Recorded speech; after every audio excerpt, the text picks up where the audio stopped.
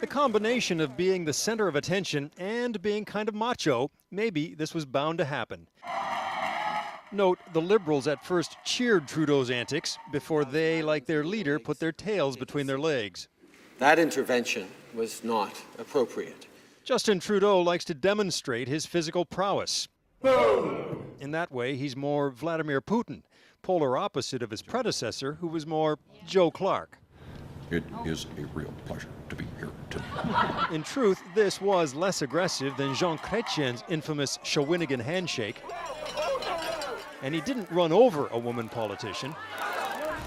Tonight, Justin Trudeau loses his cool. Still, Trudeau's pushiness instantly rocketed to the lead on network newscasts, with special effects, slow-mo, close-ups, and in both official languages. In the House of Commons, it's not always theater. Tempers flare. The people's business does get personal. Come across here and say that to me, you son of a bitch! Yelling across the narrow aisle in the House of Commons happens all the time. But for the Prime Minister to march across the aisle and get physical was just so unparliamentary.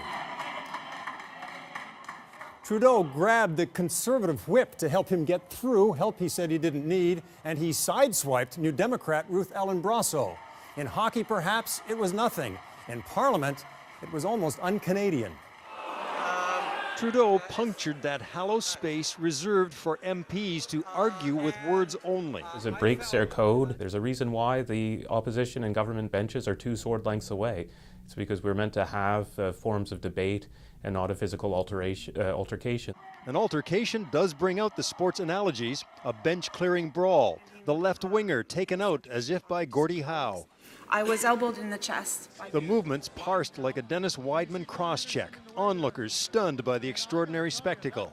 Engages. Pretty quickly, Trudeau realized this exhibition went too far. We have a Prime Minister that's invested very heavily in image, and this is a sort of event that tarnishes that image slightly. For the opposition, it seemed no contrition was deep enough. It is politics, after all, and you want to capitalize when a Prime Minister scores one on his own goal. Eric Sorensen, Global News, Toronto.